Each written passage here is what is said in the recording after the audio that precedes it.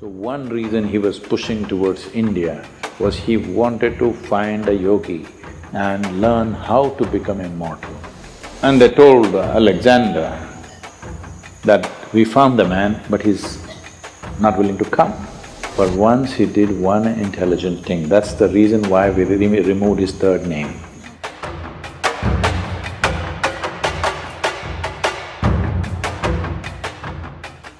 See, Alexander, in our history textbooks, school textbooks, they said Alexander the Great. They only got the first name, the middle name, they missed out the last name. His name was Alexander the Great Idiot. But because it was too long, somebody left out the last name.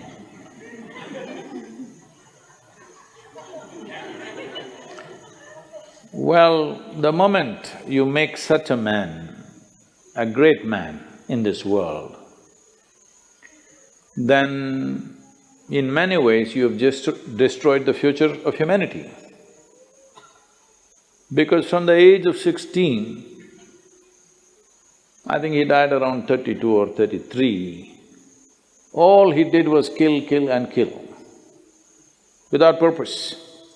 Going to new places and killing, going to new places and killing, saying, I have conquered this, I have conquered that. And he had gathered a band of young people from his native place who traveled with him to fight with him. Periodically, he executed one of them, just accusing them of something. You know, always somebody would be betraying a tyrant like that, and the tyrant is always fearful that somebody may plot against him. So, something they will discover and say, he did it, and the public execution of him will happen. He was very close to you, he traveled with you, everything, but you just kill him so that everybody else is in line. Periodically, he killed one of those people who were very close to him, just to set an example. This is the kind of man he is. He is death all the time, but he doesn't want to die.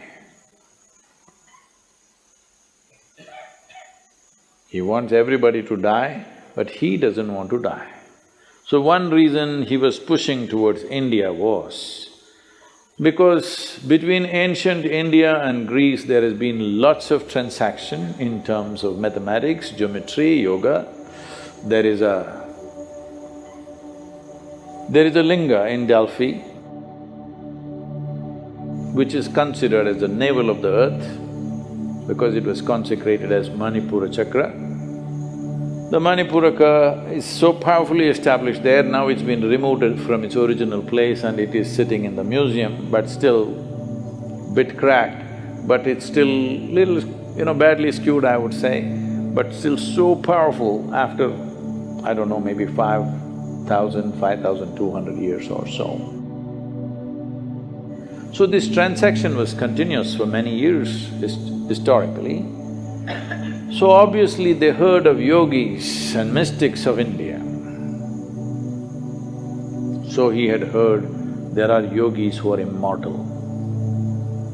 So one reason he was pushing towards India was he wanted to find a yogi and learn how to become immortal. So then when he came close, when he crossed, I think Hindu Kush mountains, he crossed, right? He crossed the mountains. He came on this side, and then first thing is he sent out scouts to find what is happening out there and in case there is a yogi or a mystic, bring him. So they were looking out and then they saw a yogi sitting under a tree with just a loincloth, bare-bodied, blissed out. They went and looked at him and he said, hey, you come with us, our Sikandar wants you. If you do not know this, even today in Afghanistan, Many people take this name Iskandar or Sikandar. The original word for this is… the root word for this came from Skanda. Skanda is Shiva's son, what we call as Muruga in Tamil Nadu. Because Skanda was such a great warrior, so this word traveled. Anybody who is a great warrior became Skanda, Iskanda. Skanda, Iskanda, Sikandar, transformation happened to the word.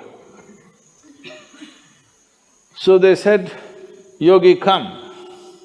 The yogi laughed and said, "I'm not going anywhere. I'm right here."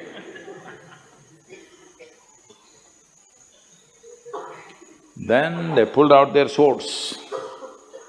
These are violent men. They don't think twice about taking off heads. It's not even something that, of any consequence to them. They can take away hundreds of heads in a day without any qualms about it.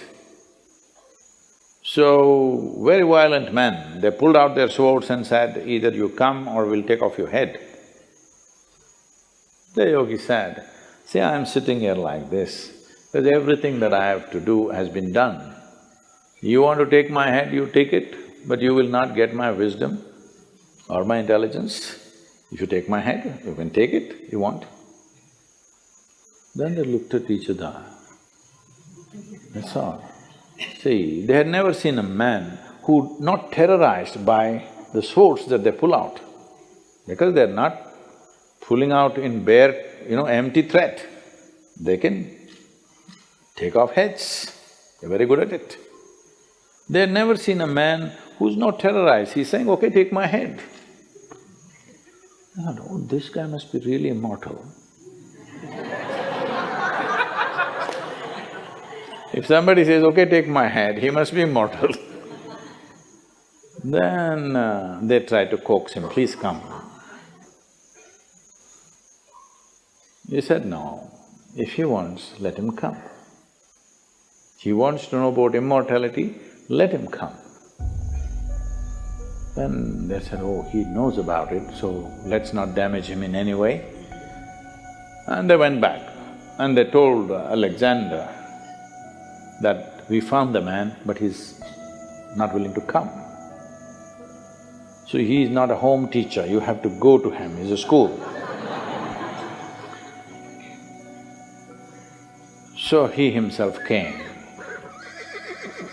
So Alexander sat on his horse and with great authority you spoke, "It seems you know about immortality, I want to know about it." The yogi looked up at him and said, "First get off that stupid horse." You sit on an animal which is less intelligent than you and suddenly you become like this. You see, I don't know, the moment people sit on a horse, somehow they think they're something. If you manage to ride an animal which is far more intelligent than you, then something. Huh? You ride a dumb four-legged animal, poor thing doesn't like to carry you, but what to do? So, Alexander got down and asked, "I want to become immortal because he is not the same guy that he was 5–10 years ago.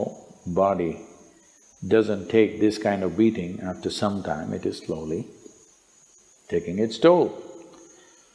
So he said, "I want to know about immortality, can you guide me?" So the yogi looked at him and he knew no amount of talking to him is not going to go anywhere. He said, "Yes, if you want immortality, this is the way." And he gave him landmarks, a difficult journey through the jungles. All these landmarks you follow, there you will find a small cave. Within that cave, there is a crystal clear pool of water. You drink a handful of water, you will become immortal. So he started out with his soldiers.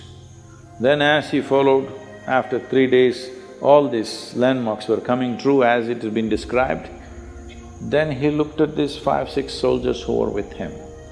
If these guys also drink, if they become immortal, then how to deal with them? Because all your life you dealt with everything with putting the fear of death into people. Now if these 5, 6 soldiers drink that water and they also become immortal, this is going to be a disaster, no control. 5 immortal people on the planet, not good. Just, I am immortal, this is good. So he said, you stay here. He left them for the last leg of the journey and he went by himself. Then he found that cave. Within the cave, he saw a pool of crystal clear water. He rushed in and he was about to drink. There was a crow sitting at the other edge of the pool and the crow said, wait. He looked at the crow, fortunately water slips out of your hands, you know. And the crow said, see, I drank this water, I don't know how many million years ago. And now I cannot die. I'm just sitting here endlessly. Just imagine, if you become immortal, you cannot even commit suicide. Hello? I want you to just imagine, this is the worst thing that can happen to you, that you cannot die one day. No relief. I'm sitting here for millions of years, there is nothing I can do. I have seen through generations of my clan, I'm not interested in anything right now, but I cannot die. Do you want my fate? He just sat there looking at the pool of water and the crow.